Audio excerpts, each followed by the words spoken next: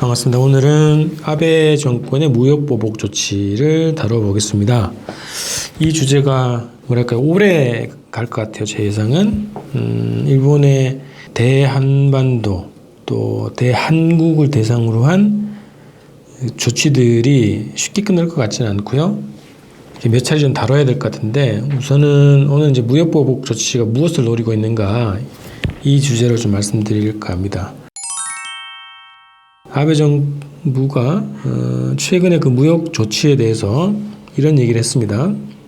한국이 청구권을 포기하기로 한 약속, 그러니까 65년 한일 청구권 협정, 그리고 2015년 위안부 합의, 이 두 가지를 가지고 이 두 가지 약속을 지키지 않았다. 그래서 이제 우대 조치를 하지 않는 것이라고 하면서 반도체 관련한 재료 판매에 관련한 우대 조치를 처리한다, 이런 거죠. 그래서 수출 규제를 강화하는 방식으로 무역 보복 조치를 시행하고 있는데요. 이에 관련해서 광복회에서 나온 성명을 좀 말씀드릴게요. 많은 분들이 보셨을 텐데, 그러니까 일본의 논리에 대해서 아주 잘 정리를 하신 것 같아요.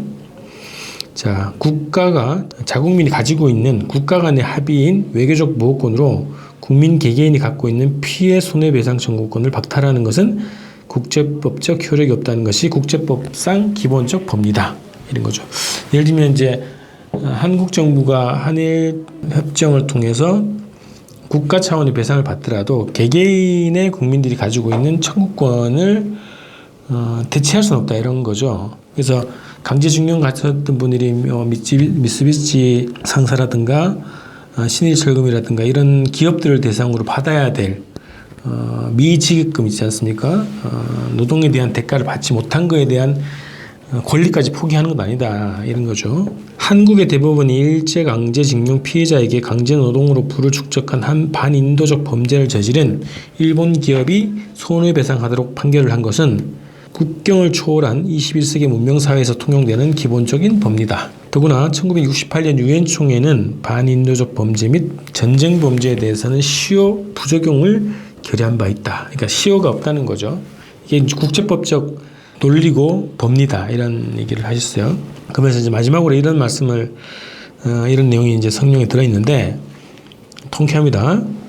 해방 이후 불행하게도 한국에는 민족 이익을 대변할 자격이 없는 친일 반민족 정권이 들어서 왔다. 지난 시대 친일 반민족 정권의 대일 저자세 외교로 잘못 길들어진 일본의 억지에 문재인 정부는 뒷걸음치지 말아야 한다. 이번 기회에 일본이 한국을 깔보는 버릇을 고쳐놔야 한다. 이렇게 해서 통쾌한 일성을 날리셨습니다. 자, 근데 이제 이게 단순한 이제 보복 조치를 넘어서는 행위라고 보는 거죠, 저는. 그래서 일본이 이 조치를 통해서 노리는 세 가지 노림수가 있는데, 그러니까 단순하게 지금 한 세 가지 품목에 대한 수출 규제를 강화하는 것에서 끝나지 않을 거라는 거죠. 일본의 그 한국에 대한 공격이 무역 보복 조치가 여기서 끝나지 않을 거라는 거예요. 그래서 이제 그런 것까지 예상을 해 봤을 때 일본이 노리는 세 가지 노림수가 무엇일까 정리해 본 건 이렇습니다.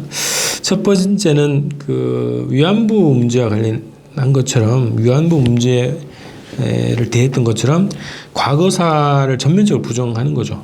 그리고 배상을 거부하는 겁니다. 이게 이제 전통적인 일본 우익들의 우익 정권의 기조죠, 입장이었고요. 이것을 계속 고수하고 강화하겠다는 거고, 그래서 국내 정치적으로는 일본 우익의 지지를 계속 받겠다, 이런 거고, 받으려고 하는 것이고, 또 7월 20일 참의원 선거가 있어요.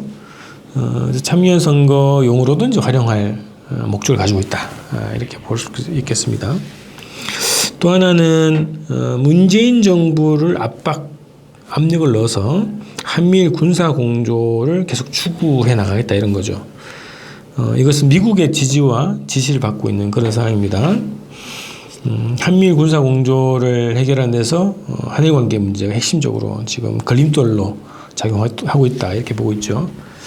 자, 한미일 군사 공조를 추구하는 일본의 목적은 소위 말하는 일본 정상국과 군대를 보유한 국가, 그리고 세계 곳곳에서의 분쟁에 공식적으로 군대를 파견해서 개입할 수 있는 그런 지위를 확보하겠다, 이런 겁니다. 가깝게는 가장 선체적으로는 한반도 문제의 개입을 군사적으로도 할 수 있는 길을 열겠다고 하는 것이 일본이 한미일 군사 공조를 추구하는 일본의 목적이고 목표입니다. 세 번째는 총선과 대선, 한국의 총선과 대선을 통해서 정권 교체를 이루겠다는 것이 일본의 장기적인 목표, 중장기적 목표로 봅니다. 그래서 친일 정권, 자유한국당 같은 정권이 들어서야 한일 관계에서 예전과 같은 주도권을 가져올 수 있다. 이렇게 목적을 한다는 거죠. 그리고 그래야 남북 관계를 파탄낼 수 있다는 거죠. 이것은 자유한국당의 지지를 받고 있고 또 목적이 동일한 목적이라고 할 수 있습니다. 이 세 가지가 기본 일본의 목적, 이거 노림수다. 이렇게 저는 이렇게 분석을 했습니다. 자, 또 하나는 이게 조치가 7월 1일부터 시작됐어요. 7월 초부터 본격적으로 발효가 되는 건 아마 오늘인가요? 어제부터 시작됐을 텐데 왜 이 시기인가? 왜 지금 이 시기에 이 조치를 했을까? 물론 여러 가지 준비를 해왔겠죠. 강제징용 문제에 대한 그 한국 정부의 조치에 대해서 대응하겠다라고 하는 여러 가지 이제 시나리오를 그려오다가 7월 1일 날 딱 이 계획을 발표를 했어요. 왜 그랬을까? 그게 6월 30일 판문점 북미회담 이 상황을 보고 이 조치를 이 시기를 발표 시기를 7월 1일로 잡은 것이다.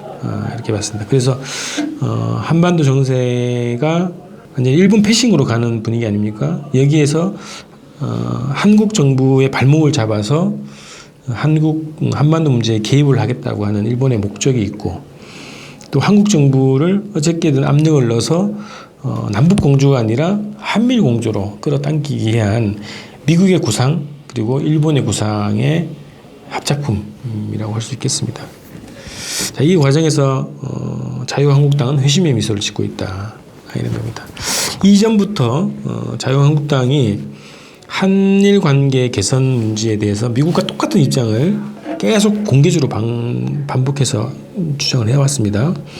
2월 12일 날 워싱턴을 방문해서 나경원이 미국 측 인사들과 만났죠. 만나고 나서 한국에 와서 이런 얘기했습니다. 존 설리번 미국 국무부 부장관이 한일 관계를 제발 부탁한다. 사이좋게 지내달라고 했다. 설리번 부장관뿐만 아니라 그 밖 미 의회 지도자도 전부 한일 관계를 언급했다. 이건 뭐냐면 한일 관계를 풀으라고 하는 미국과 일본의 요구를 그대로 대변하는 거죠. 문재인 정부가 이 한일 관계를 제대로 풀지 않고 있다. 한일 관계를 빨리 풀어야 된다. 이런 얘기를 했고 또 바로 오늘입니다. 오늘 7월 4일 나경원이 국회 대표연설을 했어요. 그래서 이런 얘기가 있습니다. 한미일 삼각공조는 동북아 안정의 핵심축이다. 자, 미국과 일본의 입장을 똑같죠. 그러면서 슬쩍 이런 얘기합니다. 일본 정부는 통상보복을 철회하라. 이런 얘기를 언급하면서 바로 문재인 정부를 비판합니다. 문재인 대통령도 대일 외교를 전면 재검토해야 됩니다. 감상적 민족주의, 다친 민족주의에만 젖어 감정 외교, 갈등 외교로 한일 관계를 파탄냈습니다. 자, 정상적인 외교를 한 거죠. 주권을 가진 국가가 식민 지배를 했던 일본에 대해서 보상을 요구하고 과거사를 청산할 것을 요구하고 그러한 자주 외교를 펼치는 것은 아주 정상적인 외교인데 이거를 감정적 민족주의, 다친 민족주의, 감정 외교, 갈등 외교로 폄하를 했습니다. 그리고 결국은 일본보다는 한국 문재인 정부를 비난하는 데 집중하고 있습니다. 일본 정부가 통상보복을 일찌감치 예고했는데 문재인 정부가 수수방관해서 사태를 악화시켰다. 자, 가해자 옹호 논리죠. 피해자 혐오 논리입니다. 이게 한국 사회의 혐오 논리랑 똑같은 거 아닙니까? 피해자를 비난하는 그런 논리를 똑같이 얘기합니다. 이 피해자가 대한민국 전체인데 마치 문재인 정부의 책임으로 다 몰고 있는 그런 발언을 했어요. 자, 그래서 자유한국당은 지금 일본의 보복 조치가 굉장히 고마워할 겁니다. 왜? 문재인 정부를 공격할 수 있는 거리가 되는 거죠. 경제 문제를 건드리기 때문에 지금 자유한국당이 문재인 정부의 경제 문제를 집중적으로 지금 공격을 하고 있어요. 그런데 아베 정권이 이 무역보복 조치를 통해서 한국의 경제를 영향을 미친다 그러면 자유한국당 입장에서는 문재인 정부가 외교를 잘못해서 한국 경제를 망치고 있다. 이런 식으로 논리를 충분히 쓸 수 있기 때문에 회심의 미소를 짓고 있다. 저는 그렇게 봅니다. 자, 마지막으로 최종 연출자는 결국 미국입니다. 미국이 한일 관계 개선 계속 강조를 해왔어요. 가깝게는 6월 7일 날 주한미 대사 해리스 대사가 노골적으로 그런 얘기했습니다. 한일 관계 빨리 풀어라. 한미일 협력을 방해하지 말아야 된다. 이게 무슨 식민지 총독의 얘기죠. 한일 관계 과거사 다 엎어버리고 갈등하지 말고 무조건 관계 풀어서 좋게 풀으라는 얘기는 결국 일본의 얘기를 들으라는 얘기 아닙니까? 자, 이런 과정에서 미국이 한반도 상황이 어떻게 변하든 간에 한미일 공조를 통해서 이 한반도에 대한 영향을 계속 유지하겠다. 이런 전략을 가지고 있기 때문에 한미일 공조가 미국 입장에서는 굉장히 중요한 고리입니다. 그래서 한일 관계를 빨리 풀으라고 하는 것이 미국의 요구 사항입니다. 그래서 아까 말씀드렸던 것처럼 일본이 노리는 그 한미일 군사 공조 추구하는 것은 미국의 지지를 받지만 미국의 또 지시를 받은 것이다 이렇게 봅니다. 그래서 이 총연출을 한반도에서 한국을 한미일 공조로 강력하게 결속하기 위한 잔체 작전을 미국이 짜고 있고 일본은 또 자기의 이해관계와 더불어서 이 작전에 참여하고 있다는 겁니다. 결국은 한반도에서 북미관계 어떻게 변하든 간에 대한민국을 자기의 수하로 들기 위한 미국의 작전이 한미일 공조로 볼 수 있습니다. 결국은 문재인 정부를 갈아치우고 싶어 하겠죠. 자유한국당이 다수당이 되는 국회를 추구할 것이고요. 또 2022년 대선에서 자유한국당으로의 정권 교체를 바랄 것입니다. 왜? 자유한국당 같은 이 세력이 집권을 해야 남북관계에서도 미국의 통제하에서 철저하게 움직일 수 있는 역할을 할 수 있겠고 또 한미일 공조를 적극적으로 떠받들고 한일 관계를 미국의 구도에 맞게 풀어나갈 수 있는 그런 정권을 세우기 원하는 것이 미국 아닙니까? 그래서 이런 모든 그림들을 지금 그리는 것이 미국이고 그 지휘봉에 따라서 지금 일본이 무역 조치를 자체의 요구와 더불어서 미국의 이 연출에 따라서 움직이고 있는 것이다 이런 겁니다. 결국은 이것이 저는 총선과 대선에 영향을 미치려고 하는 것이고 영향을 미칠 가능성이 굉장히 높다 이렇게 봅니다. 그래서 이게 간단한 문제가 아니고 가벼운 문제가 아니고 우리가 굉장히 큰 각오를 해야 되는 그런 사안이고 심각하게 이 문제를 이해해야 된다고 봅니다. 자, 그래서 몇 차례 좀 더 이 주제를 가지고 더 다룰 텐데 우선은 급하기 때문에 이런 아베 보복 조치를 대한 우리의 자세 몇 가지만 좀 말씀드리고 마칠까 합니다. 자, 본질은 이겁니다. 남북이 갈라져 있기 때문에 일본이 우리를 업신여기는 거죠. 자, 독도 문제도 과거사 문제도 결국 우리가 분열되어 있기 때문에 업신여기는 거 아닙니까?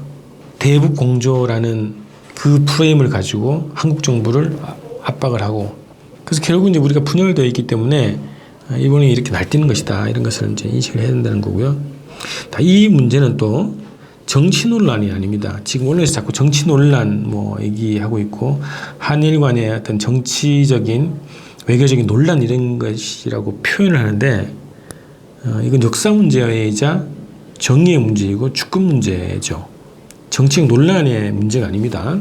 일본과 한국의 이해관계가 다르기 때문에 생긴 어떤 정책 주장의 차이 문제가 아니라 우리 국가의 입장에서 우리 민족의 입장에서 역사 문제이자 정의의 문제, 주권 문제라고 봐야 된다는 겁니다. 자, 일각에서 주권을 훼손하더라도 경제를 살리자는 논리가 있는데 이게 바로 식민지 논리 아닙니까? 식민사관의 논리고 친일파들의 논리입니다. 조선의 발전을 위해서 일본의 통치를 받아야 된다고 하는 것이 같은 논리죠. 주권은 0.001%라도 훼손돼서는 안 되는 그런 신성한 권리 아닙니까?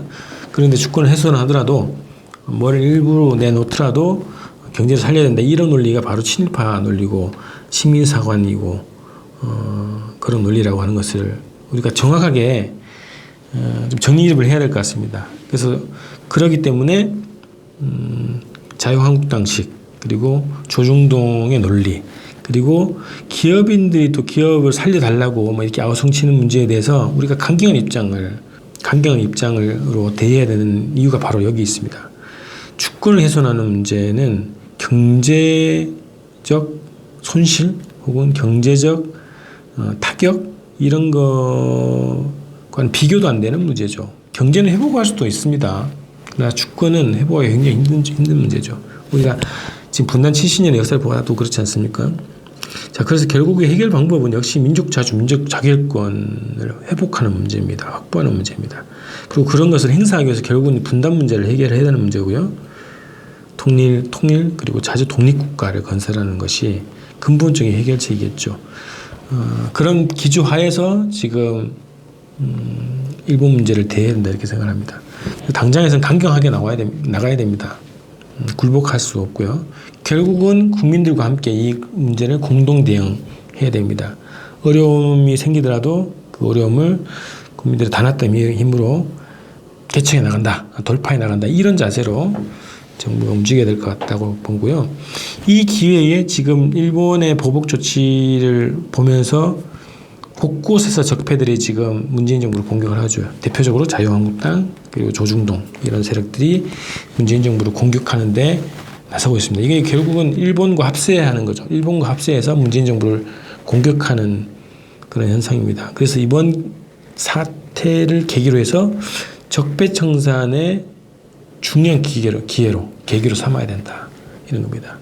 자, 이 문제를 어떻게 대하는가에 따라서 친일과 반일이 구분이 될 수도 있고요. 민족 자주를 중심으로 보는가, 그리고 적폐냐 아니냐 이런 것도 구별될 수 있을 것 같습니다. 그래서 적폐청산의 중요한 계기로 이 기회를 삼자 이런 겁니다. 그래서 광복회에서 친일 찬양 금지법 법을 제정해야겠다고 하는데 이거 아주 중요한 법안이 될 것 같습니다. 그래서 이 정치권하고 우리 광복회 분들 다 합세를 해서 이번 기회에 친일 찬양 금지법을 제정하는 운동을 한번 벌여도 좋겠습니다. 자, 오늘은 이제 1탄 성격으로 이 문제를 한번 다뤘고요. 몇 차례 좀 더 다뤄야 될 것 같습니다. 이 아베 정권이 계속 이 전선을 확대해 나갈 것으로 보이는데요. 우리가 어떤 자세를 가져야 될 것이냐, 어떤 방법론으로 이 일본의 공격, 무역보복 조치를 대응할 것인가, 이런 주제로 앞으로 몇 차례 좀 방송을 해 나가겠습니다. 자, 일단 다음 주에 뵙는 걸로 하겠습니다. 고맙습니다.